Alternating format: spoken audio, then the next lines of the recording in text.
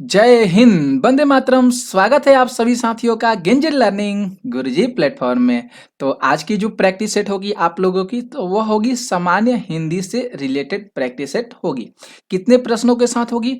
तो 50 एमसीक्यू प्रश्नों के साथ जो है आज की क्लास होने वाली है।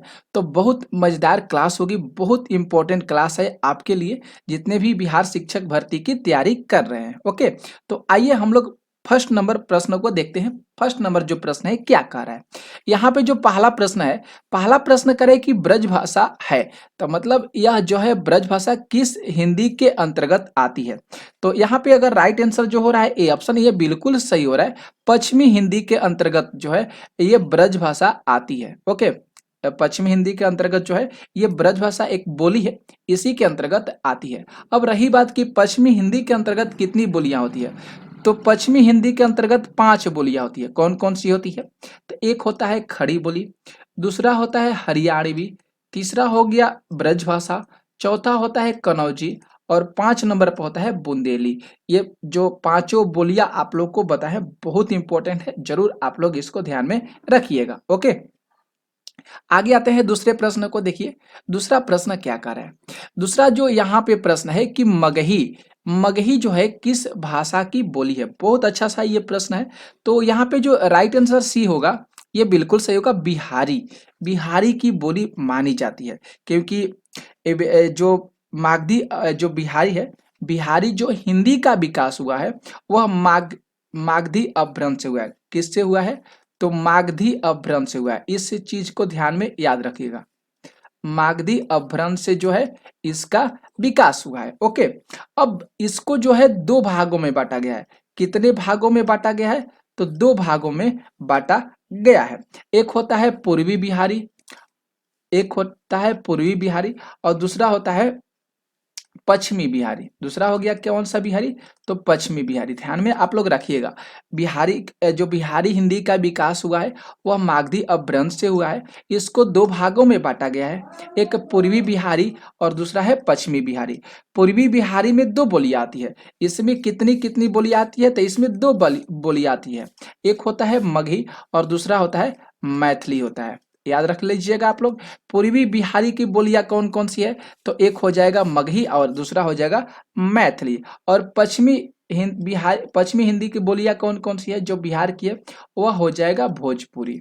अब बताइए आप लोग को क्लियर हो गया कि नहीं हो गया? बिहारी हिंदी के अंतर्गत जो है बिहारी हिंदी का जो विकास हुआ है वह मागधी अपभ्रंश से हुआ है। इसको दो भागों में बांटा गया है। एक पहला भाग है पूर्वी बिहारी, दूसरा पश्चिमी बिहारी। पश्चिमी बिहारी के अंतर्गत भोजपुरी बोली आती है और पूर्वी बिहारी के अंतर्गत मगही और मैथिली आती है। यहाँ से प्रश्न पूछे जाते हैं, ध्यान में रखिएगा।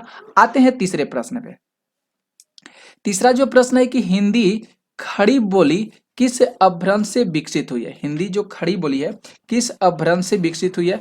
तो राइट आंसर यहाँ पे जो बी हो रहा है यह बिल्कुल सही हो रहा है। शैरसेनी अपभ्रंश से जो है इसका विकास हुआ है, क्योंकि खड़ी बोली की जो उत्पत्ति है वह शैरसेनी अपभ्रंश से हुआ है। ओके, आगे आते हैं प्रश्न संख्या 4 पे। देखिए यहाँ पे जो चार प्रश्न है कि भाषा के आधार पर भारतीय राज्यों की पुनर्संरचना की गई थी। भारतीय राज्यों की पुनर्संरचना कब की गई थी? तो याद रखना होगा 1956 ईस्वी में की गई थी। राइट आंसर यहाँ पे सी ऑप्शन बिल्कुल सही हो रहा है। भाषा के आधार पर भारतीय राज्यों की पुनर्संरचना 1956 ईस्वी में की गई थी। क्लियर है? आगे आते हैं प्रश्न संख्या 5 पे। 5 जो यहाँ पे प्रश्न है कि किस तिथि को हिंदी को राजभाषा बनाने का निर्णय लिया गया था? कौन सी उस वह डेट है, तारीख है जिस डेट पर हिंदी को राजभाषा बनाने का निर्णय लिया गया था? तो 14 सितंबर 1949 ईस्वी को हिंदी को राजभाषा बनाने का निर्णय जो है संविधान में लिया गया था। जरूर आप लोग इस चीज को ध्यान में रखिएगा। 14 सितंबर 1949 डेट जरूर याद रखिएगा। डेट का क्या नाम है? तो 14 सितंबर 1949। ओके, 6 प्रश्नों को देखिए।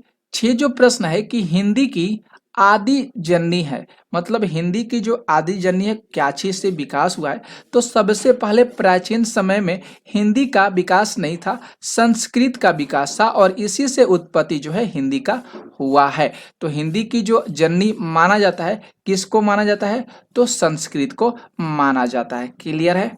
आगे देखिए 7 नंबर प्रश्नों को देखिए, यहाँ पे जो 7 प्रश्न कर है, हिंदी दिवस किस दिन मनाया जाता है, हिंदी दिवस जो है किस दिन मनाया जाता है। तो प्रत्येक वर्ष जो है हिंदी दिवस 14 सितंबर को मनाया जाता है। ए ऑप्शन जो है यहाँ पे सही हो रहा है, 14 सितंबर 1949। 14 सितंबर 1949 को संविधान सभा में यह निर्णय लिया गया था कि हिंदी जो है केंद्र सरकार की आधिकारिक भाषा होगी। तो इसलिए जो है प्रत्येक वर्ष जो है 14 सितंबर को हिंदी दिवस मनाया जाता है। ओके, क्लियर है।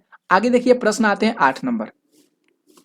यहाँ पे जो 8 प्रश्न कर है, हिंदी की विशिष्ट बोली ब्रजभाषा, हिंदी की विशिष्ट बोली ब्रजभाषा किस रूप में सबसे अधिक प्रसिद्ध है। तो काव्य भाषा के रूप में जो है सबसे प्रसिद्ध है। राइट आंसर यहाँ पे जो सी हो रहा है, यह बिल्कुल सही हो रहा है, क्योंकि ब्रजभाषा जो है यह भक्ति काल की समृद्ध भाषा है। किस काल की समृद्ध भाषा है, तो भक्ति काल की एक समृद्ध भाषा के रूप में इसे जाना जाता है। और ये जो ये भाषा है, यह ब्रज प्रदेश के कह सकते हैं मथुरा के आसपास के क्षेत्र में बोली जाती है। और ब्रज भाषा का अगर क्षेत्र बात करें, ये तो काव्य भाषा का था, अगर ब्रज भाषा का क्षेत्र की बात करें, कहाँ कहाँ पर ये जो बोलियां है निकल कर आई है, तो महाराष्ट्र में हो जाएगा, राजस्थान हो जाएगा, पंजाब तक जो हो जाएगा। ये ब्रज भाषा का जो ब्रज भाषा बोली है, इसका फैलाव वहां तक है। ओके, देखते हैं प्रश्न 9 पे आते हैं। 9 जो प्रश्न है कि भारतवर्ष में हिंदी को आप किस वर्ग में रखेंगे। तो राजभाषा के रूप में जो है हम लोग हिंदी को रखेंगे, किस वर्ग के अंतर्गत रखेंगे दोस्तों, तो राजभाषा के अंतर्गत रखेंगे। ओके, आगे देखिए प्रश्न आते हैं 10 नंबर। 10 जो प्रश्न है, हिंदी किस भाषा परिवार की भाषा है, हिंदी जो है किस भाषा परिवार की भाषा है। तो डी ऑप्शन यहाँ पे सही हो रहा है, भारतीय परिवार की भाषा है, क्योंकि भारत जो है यूरोपीय भाषा परिवार या कह सकते हैं उस समूह भाषाओं का सबसे बड़ा परिवार के रूप में जाना जाता है। क्योंकि यहाँ पे नेपाली माफ कीजिएगा, नेपाली नहीं, अंग्रेजी, रूसी, प्राचीन, फारसी, हिंदी, पंजाबी, जर्मन, नेपाली, ये तरह तरह की जो भाषाएं हैं यहाँ पे देखने को मिलती है, इसलिए इसे भारतीय भाषा परिवार के नाम से जाना जाता है। आगे देखिए प्रश्न आते हैं 11। 11 प्रश्न का है कि निम्नलिखित विकल्प में से असंगत चुनिए, मतलब गलत चुनना है। तो राइट आंसर यहाँ पे अगर बात करें तो सी ऑप्शन सही होगा, नापे 1000 गज फाड़े 1 गज, आलस करना। ये जो है ये मुहावरा तो नहीं हो रहा है, ये बिल्कुल गलत हो रहा है, सी ऑप्शन। इसलिए यहाँ पे प्रश्न में पूछा गया है कि असंगत कौन सा है, तो सी ऑप्शन क्या है, यहाँ पे असंगत है। आलस करना जो होगा इसका नहीं हो सकता है, ये भी गलत है। 12 देखिए प्रश्न को। 12 जो प्रश्न है कि निशाचर में कौन सा समास है, निशाचर में कौन सा समास है। तो निशाचर जो होगा बहुव्रीहि समास होगा, निशाचर जो होगा बहुव्रीहि समास होगा। निशाचर का मतलब अर्थात कह सकते हैं रात में विचरण करने वाला राक्षस, रात में विचरण करने वाला राक्षस को हम निशाचर कहते हैं, और ये जो हो जाएगा बहुव्रीहि समास हो जाएगा। 13 प्रश्नों को देखिए। 13 जो प्रश्न है कि जो पहले कभी ना हुआ हो, इस वाक्य के लिए सही शब्द को चुनिए।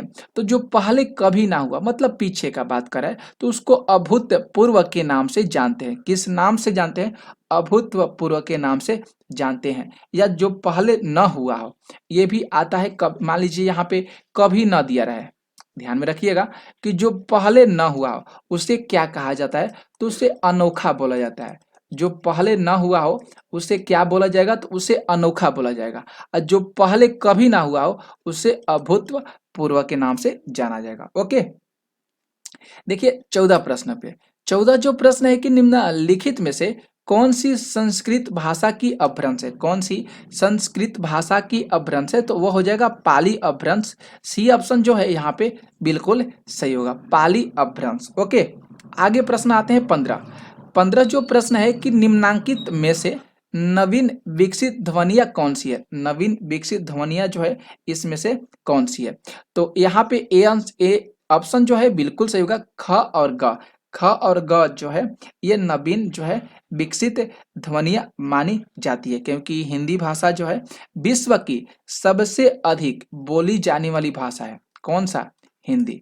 हिंदी जो भाषा है विश्व में सबसे अधिक बोले जाने वाली भाषा है, और इसकी यही विशेषता है कि जिस रूप में यह लिखी जाती है उसी रूप में इसको बोली जाती है। तो ए आंसर जो है यहाँ पे बिल्कुल सही है, ख और ग। ओके, आगे प्रश्न देखिए, 16 प्रश्न आते हैं। 16 जो प्रश्न कर रहा है कि निम्नलिखित में से शुद्ध वर्तनी का चयन करें। शुद्ध वर्तनी का चुनना है, तो यहाँ पे सही सही जो होगा ए ऑप्शन सही होगा। अपकृति जो है यहाँ पे सही लग रहा है।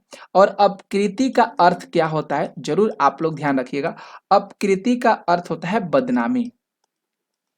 अपकृति का अर्थ होता है बदनामी, या कह सकते हैं निंदा, या कह सकते हैं निंदा, या अपयश होता है, अपयश होता है। तो याद रखिएगा अपकृति का अर्थ बताएं आप लोग को। ओके, और ये ए ऑप्शन सही हो रहा है। आगे देखते हैं प्रश्न 17। 17 प्रश्न है कि निम्नांकित में से कौन सा शब्द जो है वृद्धि संधि का उदाहरण नहीं है? तो यहाँ पे जो सी ऑप्शन हो रहा है गुरु उपदेश, ये जो है वृद्धि संधि का उदाहरण नहीं है। सदैव, जलौध और परमो उदार, ये जो हो जाएगा ये वृद्धि संधि का उदाहरण हो जाएगा। और गुरु उपदेश जो है ये दीर्घ स्वर संधि का उदाहरण है। कौन सी स्वर संधि का उदाहरण है? तो दीर्घ स्वर संधि का उदाहरण हो जाएगा। बिल्कुल आप लोग को समझ में आ रहा होगा। तो आप लोग को अगर ये पीडीएफ चाहिए तो आप लोग टेलीग्राम चैनल को जरूर ज्वाइन कर लीजिएगा, डिस्क्रिप्शन में उसका लिंक दिया गया है। ओके, आगे प्रश्न देखिए 18। 18 प्रश्न है कि निम्नलिखित में से कौन सा शब्द जो है देशज है? कौन सा शब्द जो है देशज है? तो लोटा जो यहाँ पे हो रहा है बी ऑप्शन, ये बिल्कुल सही हो रहा है। लोटा जो शब्द हो जाएगा यह देशज शब्द हो जाएगा। ओके, आगे देखिए प्रश्न आते हैं 19।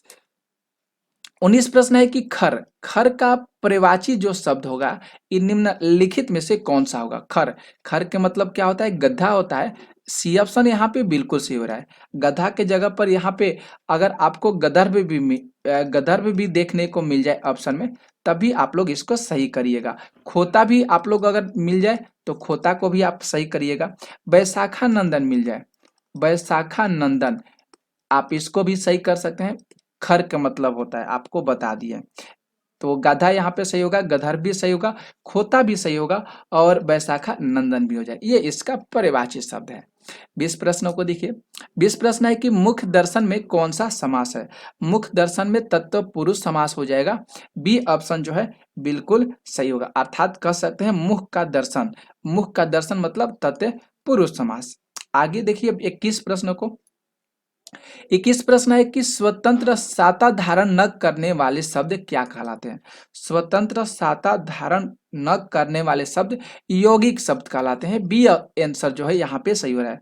जो स्वतंत्र साता धारण करने वाले नहीं करते हैं उसे यौगिक शब्द कहते हैं। ओके, देखिए 22 प्रश्न को। 22 प्रश्न है कि कौन सा शब्द जो है बहुब्रीहि समास का सही उदाहरण जो है दिखाता है?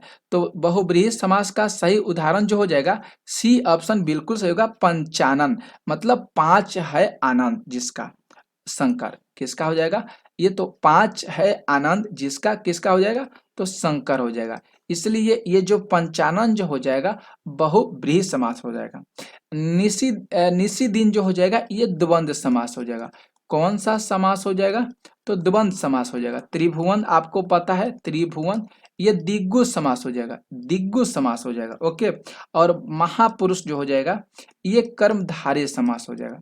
महापुरुष कर्मधारय समास हो जाएगा। ओके, आगे बढ़ते हैं हम लोग। 23 प्रश्न देखिए। 23 जो प्रश्न है कि निम्नलिखित में से कौन सा जो यौगिक शब्द है? इसमें से कौन सा जो है यौगिक शब्द है? तो सी आंसर यहाँ पे सही हो रहा है विद्यालय। विद्यालय जो हो जाएगा यौगिक शब्द हो जाएगा। अब रही बात, दिमाग में आया एक सवाल कि यौगिक शब्द होता क्या है सर? तो दो सार्थक शब्दों के मेल से जो बनने वाले शब्द होते हैं, दो गो सार्थक शब्द होना चाहिए जिससे एक शब्द का निर्माण होता है उसी को हम यौगिक शब्द कहते हैं। जैसे यहाँ पे विद्यालय हो रहा है, विद्यालय का मतलब क्या हो गया, विद्या प्लस आलय, विद्या प्लस आलय। तो दो यहाँ पे सार्थक शब्दों के मेल से ये जो है एक शब्द निकल कर आ रहा है, जिसे कह सकते हैं कुपुत्र। जैसे कुपुत्र, तो कु आप प्लस में क्या हो जाएगा, पुत्र हो जाएगा। उसी तरह हिमालय की बात करें, हिमालय, तो हिम आप प्लस में क्या हो जाएगा, आले हो जाएगा। ओके, क्लियर है। आगे देखिए 24 प्रश्नों को। 24 प्रश्न है कि सर्वनामिक विशेषण के लिए सत्य कथन कौन सा है। तो संज्ञा के पहले जो शब्द संज्ञा के बदले में आते हैं उसे सर्वनाम कहते हैं, और जो शब्द संज्ञा के पहले मतलब वही है संज्ञा के पहले आते हैं उसे सर्वनामिक विशेषण के नाम से जानते हैं। ये ऑप्शन बिल्कुल सही हो रहा है। 25 प्रश्न है कि निम्नलिखित में से विशेषण की दृष्टि से अशुद्ध वाक्य कौन सा है। तो अशुद्ध वाक्य जो हो रहा है यहाँ पे माधुरी गुणवान नायिका है, ये ऑप्शन जो है यहाँ पे गलत हो रहा है। अशुद्ध वाक्य जो है ये ऑप्शन बिल्कुल गलत होगा। 26 प्रश्नों को देखिए। 26 प्रश्न है कि भारत में सबसे अधिक बोले जाने वाली भाषा कौन सी है। आप लोग को पता ही होगा, भारत में सबसे जो बोले जाने वाली भाषा है वह है उर्दू। भारत में सबसे अधिक बोले जाने वाली भाषा कितना है, तो उर्दू है। कितना करोड़ जो है वक्ताएं बोलते हैं इसको, तो 52.83 करोड़। ध्यान रखिएगा, ये जो हिंदी इतना लोग जो है 52.83 करोड़ जो लोग हैं भारत देश में हिंदी बोलते हैं। इसके बाद हिंदी के बाद दूसरा कौन सा आता है, देखिए पहला नंबर पर तो हिंदी हो गया, ओके। दूसरा नंबर पे कौन सी भाषा आती है, तो दूसरा नंबर पर जो है वह हो जाएगा बंगाली। बंगाली कितना लोग बोलते हैं, तो 9.7 करोड़ 9.72 करोड़ लोग बोलते हैं। इसके बाद बंगाली के बाद आता है मराठी हो जाएगा, चौथा मराठी के बाद हो जाएगा तेलुगु हो जाएगा। इसके बाद 5 नंबर पर जो हो जाएगा तमिल हो जाएगा। तो ये जो आपको जो है इसका क्रम बता दिया है, पहले हिंदी बोला जाता है सबसे ज्यादा, इसके बाद बंगाली, मराठी, तेलुगु और तमिल। ओके, आगे देखिए प्रश्न आते हैं 27। 27 प्रश्न है कि हिंदी भाषा का जन्म हुआ है। हिंदी भाषा का जो जन्म है अपभ्रंश से हुआ है, डी ऑप्शन बिल्कुल सही होगा। हिंदी भाषा का जो इतिहास है लगभग 1000 वर्ष पुराना माना गया है। हिंदी भाषा का जो इतिहास है लगभग 1000 वर्ष पुराना है। और संस्कृत भारत की जो है सबसे प्राचीन भाषा है। भारत की अगर पूछा जाए तो प्राचीन भाषा कौन सा हो जाएगा, तो आप लोग जरूर याद करिएगा संस्कृत जो हो जाएगा भारत की सबसे प्राचीन भाषा है, जिसे आर्य भाषा या देव भाषा के नाम से जानते हैं। जिसे आर्य भाषा या कह सकते हैं देव भाषा के नाम से जानते हैं। ओके, अगला आते हैं प्रश्न संख्या 28। 28 जो प्रश्न है देखिए, 28 प्रश्न है कि निम्न में से कौन सी बोली अथवा भाषा हिंदी के अंतर्गत नहीं आती है। तो कनौजी जो हो जाएगा ये भाषा हिंदी के अंतर्गत नहीं आती है, क्योंकि कनौजी जो है ये कहाँ कहाँ बोली जाती है, ये भी आप लोग के सवाल जो है मन में आया होगा। तो कनौजी जो हो जाएगा, याद करिएगा उस राज्य का नाम बताते हैं। उत्तर प्रदेश में जो है कनौजी बोली जाती है। कहाँ पे बोली जाती है, उत्तर प्रदेश के जो है कनौजी बोली जाती है। यहीं पे कुछ कुछ जिले हैं उत्तर प्रदेश में, जैसे फर्रुखाबाद, हरदोई, शाहजहांपुर, कानपुर, पीलीभीती, इटवा, मैनपुरी, ये सारे जो क्षेत्र हैं उत्तर प्रदेश के, यहाँ पे कनौजी भाषा जो है बोला जाता है। कनौजी भाषा जो है पश्चिमी हिंदी के अंतर्गत बोली जाती है, पश्चिमी हिंदी के अंतर्गत आती है, याद रखना होगा इसको भी। कनौजी जो है पश्चिमी हिंदी के अंतर्गत आती है। 29 प्रश्न है कि हिंदी की विशिष्ट बोली ब्रज भाषा किस रूप में सबसे अधिक प्रसिद्ध है। तो काव्य भाषा के रूप में सबसे अधिक प्रसिद्ध है। ओके, आगे देखिए प्रश्न आते हैं 30 नंबर। 30 नंबर जो प्रश्न है कि भारतवर्ष में हिंदी को आप किस वर्ग में रखेंगे। तो यहाँ पे राजभाषा, डी ऑप्शन जो है यहाँ पे सही हो रहा है। ये प्रश्न आप लोग को करा दिए हैं, ये प्रश्न आ गया है। अब देखिए 31 प्रश्न कुछ नए हैं। हिंदी वर्णमाला में अयोगवाह वर्ण कौन सा है। अयोगवाह वर्ण आप इसकी तरह देख सकते हैं, जिसके पास होना चाहिए ये और ये होना चाहिए। ओके, ये विसर्ग जो है अयोग्य अनुस्वार जो और विसर्ग जो है इसी को हम अयोगवाह के नाम से जानते हैं। तो ये आपको देखने से पता चल गया होगा कि सी ऑप्शन जो हो रहा है सर ना, ये बिल्कुल सही होगा। देख सकते हैं यहाँ पे, ये जो है अनुस्वार हो जाएगा, ये अनुस्वार हो जाएगा, ये क्या हो जाएगा, विसर्ग हो जाएगा। इसी को अयोगवा कहते हैं, क्योंकि यह न तो स्वर के अंतर्गत आता है और न ही व्यंजन के अंतर्गत आता है, इसीलिए इसको अयुग्वा नाम दिया गया है। ओके, 32 प्रश्न कह रहा है कि वर्णमाला किसे कहते हैं। वर्णमाला किसे कहते हैं, तो वर्णों के व्यवस्थित समूह को वर्णमाला कहते हैं। सी ऑप्शन यहाँ पे सही हो रहा है, वर्णों के व्यवस्थित समूह को वर्णमाला कहते हैं। इसके बाद 33 प्रश्न है। 33 प्रश्न करे कि निम्न में से कंठ्य ध्वनिया कौन सी है। कंठ मतलब कंठ के अंतर्गत जो है कौन कौन सी जो है ध्वनिया आती है। तो क और ख, क और ख जो हो जाएंगे ये कंठ के अंतर्गत आएंगे। क और ख, जिसे क हुआ, ख हुआ और ग हुआ, ये अंगा हो गया, ये जो है कंठ के अनुसार आएंगे। ओके, च हो गया, छ हो गया, ज और झ हो जाएगा और य हो जाएगा, ये किसके अंतर्गत हो जाएंगे, तो ये जो हो जाएंगे तालु के अंतर्गत हो जाएंगे, तालु। ठीक है, इसके बाद टठ ढ ढ जो हो जाएगा, टठ ये मूर्धा हो जाएंगे, किसके हो जाएंगे, ये मूर्धा के अंतर्गत जो है ध्वनिया हो जाएगा। ओके, य र ये भी क्या हो जाएगा, तालु हो जाएगा। ओके, तो आपको समझ में आ गया। 34 प्रश्नों को देखिए। 34 प्रश्न है कि यहाँ पे कि स्थान के आधार पर बताइए कि मूर्धन्य व्यंजन कौन से हैं। बहुत अच्छा सा ये प्रश्न है। तो ढ और ढ जो यहाँ पे ए ऑप्शन हो रहा है ये बिल्कुल सही हो रहा है, ये मूर्धन्य व्यंजन जो है ये सही होंगे। 35 प्रश्न है कि निम्न में से अल्प प्राण वर्ण जो है इसमें से कौन से हो रहे हैं। अल्प प्राण, तो किसी भी अगर बात करें यहाँ पे जो ध्वनिया है, व्यंजन है, उसमें के अंतर्गत जो फर्स्ट और थर्ड ये जो होते हैं ये अल्प प्राण के अंतर्गत आते हैं। जैसे क और घ दे दिया, उसी प्रकार च छ ज दे देगा, तो ये भी जो हो जाएंगे इसी के अल्प प्राण के ही जो है संकेत होंगे, अल्प प्राण के एग्जाम्पल ही होंगे। उसी प्रकार ट ठ को छोड़कर क्या हो जाएगा, ड हो जाएगा। ओके, आपको पता चल गया ये अल्प प्राण है, तो ए ऑप्शन जो है यहाँ पे सही हो रहा है। ओके, आगे देखते हैं प्रश्न संख्या 36। 36 प्रश्न है कि शिव का विशेषण क्या होगा। शिव का विशेषण शय होता है, ए बी ऑप्शन यहाँ पे सही हो रहा है, शैव जो है शिव का विशेषण है। ओके, 37 प्रश्न देखिए। 37 प्रश्न करे कि ज्येष्ठ का विलोम शब्द क्या होता है। तो ज्येष्ठ का विलोम शब्द कनिष्ठ होता है। ज्येष्ठ का विलोम शब्द क्या होता है, तो ज्येष्ठ का विलोम शब्द कनिष्ठ होता है। 38 प्रश्न है माथा टनकना के लिए सही मुहावरा क्या है। तो माथा टनकना के लिए सही मुहावरा जो है अनिष्ट की आशंका होना, सी ऑप्शन यहाँ पे सही हो रहा है। माथा जिसका टनकता है उसमें अनिष्ट की आशंका मतलब कुछ चीज की आशंका उत्पन्न होती है दिमाग में। 39 प्रश्न है कि शांत रस का अस्थाई भाव क्या है। तो शांत रस का जो अस्थाई भाव है वह है निर्वेद, जो ईश्वर के दिया गया उपहार हो उसी को निर्वेद के नाम से जानते हैं। तो शांत रस का जो अस्थाई भाव हो जाएगा वह क्या हो जाएगा, निर्वेद हो जाएगा। 40 प्रश्न है कि वह घर पहुंच गया, इस वाक्य में पहुंच गया जो है कौन सी क्रिया का उदाहरण दिखा रहा है।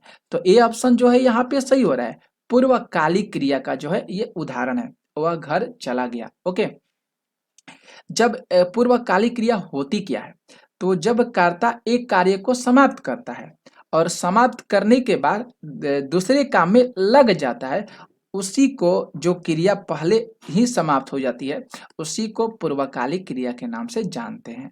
जैसे यहाँ पे पुजारी ने नहाकर पूजा की, जैसे एक एग्जांपल कर रहे हैं कि पुजारी ने नहाकर पूजा की, नहाकर पूजा की, ये मेरे द्वारा एग्जाम्पल है। तो यहाँ पे जो हो गया, इसके बाद अगर बात करें दूसरा, चोर सामान चुराकर भाग गया, तो ये किसके उदाहरण हो जाएंगे, पूर्वकालिक क्रिया के उदाहरण हो जाएंगे। जैसे वह घर पहुंच गया, तो पहुंच गया तो ये तो पता चल गया ये जो है जो क्रिया पहले ही समाप्त हो जाती है, ये पहुंच गया पहले ही समाप्त हो जा रहा है, इसलिए यहाँ पे ये पूर्वकालिक क्रिया हो रहा है। 41 प्रश्न देखिए कि निम्नलिखित में से विशेषण की दृष्टि से अशुद्ध वाक्य कौन सा है। तो डी ऑप्शन यहाँ पे सही हो रहा है, मेरे पास बहुत उजली सी साड़ी है, मेरे पास बहुत उजली सी साड़ी है, इसलिए डी ऑप्शन जो है क्या है, गलत हो रहा है। 42 प्रश्न देखिए, निम्नलिखित में से कौन सा जो है गुणवाचक विशेषण नहीं है? तो गुजराती जो हो जाएगा ये गुणवाचक विशेषण नहीं हो जाएगा। विशेषण क्या है? विशेषण क्या होता है? तो जो शब्द संज्ञा या सर्वनाम की विशेषता प्रकट करते हैं उसी को विशेषण कहते हैं। जैसे पेड़ से पत्ते गिरते हैं, यह जो कलम है लाल है। ओके, तो इसका बहुत सारा एग्जाम्पल हो जाएगा। गुणवाचक विशेषण होता क्या है? तो जो शब्द किसी वस्तु के या व्यक्ति के रूप किसी व्यक्ति के रूप हो गया, उसके गुण हो गया, रंग हो गया, इसी संबंधी विशेषताओं को प्रकट करते हैं उसे गुणवाचक विशेषण कहते हैं। जैसे कोई व्यक्ति मोटा है, कोई व्यक्ति लंबा है, कोई व्यक्ति क्या है काला है, कोई कलम जो है हरा है। ये सारे चीज जो है गुणवाचक विशेषण को व्यक्तित करते हैं। 43 प्रश्न है कि निम्नलिखित में से कौन सा शब्द उपसर्ग है? उपसर्ग आपको पता होगा कि उपसर्ग वह शब्दांश है जो किसी शब्द के पहले लगता है, जिसे प्रहार। तो प्रहार में हो जाएगा प्र और प्लस में क्या हो जाएगा हार हो जाएगा, तो ये पहले लगा। तो उसी प्रकार यहाँ पे जो कहार हो जाएगा ये बिल्कुल सही होगा। उपसर्ग रहित जो हो रहा है यहाँ पे कहार बिल्कुल ऐसा ही हो रहा है। 44 प्रश्न है। 44 प्रश्न है कि निम्नलिखित में से उपसर्ग रहित कौन सा है? तो यहाँ पे देखिए उपसर्ग रहित, तो यहाँ पे जो होगा प्रहार हो जाएगा कि नहीं हो जाएगा? प्रहार हो जाएगा, प्र प्लस हार हो जाएगा। ओके, आगे देखिए प्रश्न आते हैं 45 प्रश्न। 45 प्रश्न है कि निम्नलिखित में से कौन सा शब्द जो है संधि पद नहीं है, मतलब संधि पद नहीं होना चाहिए। तो राइट आंसर यहाँ पे सी ऑप्शन सही है। नीलिमा जो हो जाएगा ये संधि पद नहीं हो जाएगा। आगे प्रश्न देखिए 46। 46 प्रश्न है कि बे मतलब में कौन सा समास है? बहुत अच्छा सा ये प्रश्न है। बे मतलब कौन सा समास है? तो भैया अव्ययी भाव समास है। कौन सा समास है ये? अव्ययी भाव समास है। अव्ययी भाव समास होता क्या है? तो जहां प्रथम पद या बात करें पूर्व पद प्रधान होते हैं और इसके जो समस्त पद होते हैं वह क्रिया विशेषण अव्यय होते हैं, उसी को अव्ययी भाव समास के नाम से जाना जाता है। बे मतलब हो जाएगा, उसी प्रकार बेशक हो जाएगा। बेशक है ये दिल गाना है ना, बेशक हो जाएगा। उसी प्रकार बेकाम हो जाएगा। अगर बात करें भरपूर भरपूर भरपूर रात भर, ये सारे जो हो जाएंगे ये किस कौन से समास के उदाहरण है? अव्ययी भाव समास के उदाहरण है। यहाँ पे देखिए 47 प्रश्न, अपार में कौन सा समास है? अपार में तत्पुरुष समास हो रहा है। ए ऑप्शन क्या होंगे यहाँ पे सही होंगे। 48 प्रश्न है, बाल का परिवाची शब्द इसमें से कौन सा नहीं हो जाएगा? अभ्र जो हो जाएगा ये बाल का परिवाची शब्द नहीं है। अभ्र अभ्र जो है ये बाल का परिवाची शब्द नहीं है। 49 प्रश्न है कि संकीर्ण का विलोम शब्द क्या होगा? तो उदार होना चाहिए। संकीर्ण का विलोम शब्द क्या होना चाहिए? उदार होना चाहिए। और लास्ट प्रश्न देखते हैं 50। यहाँ पे छाजन का अनेकार्थ शब्द नहीं है। छाजन, तो यहाँ पे जो छाजन का जो अनेकार्थ शब्द हो जाएगा वस्त्र हो जाएगा, अप्रस हो जाएगा, छप्पर हो जाएगा, लेकिन ज्वर जो है यहाँ पे नहीं होगा। छाजन का अनेकार्थ शब्द जो है ये ज्वर नहीं होगा। बी ऑप्शन यहाँ पे बिल्कुल सही हो रहा है। तो दोस्तों हम लोग 50 प्रश्नों को कर लिए। ये क्लास आपको कैसा लगा जरूर आप लोग कमेंट करके बताइएगा, और जितना हो सके आप लोग इसे शेयर करने में जरूर मदद करिएगा। मिलते हैं दोपहर में हम लोग कुछ ऐसे ही इंपॉर्टेंट प्रश्नों के साथ। तब तक के लिए आप लोग को जय हिंद, थैंक यू।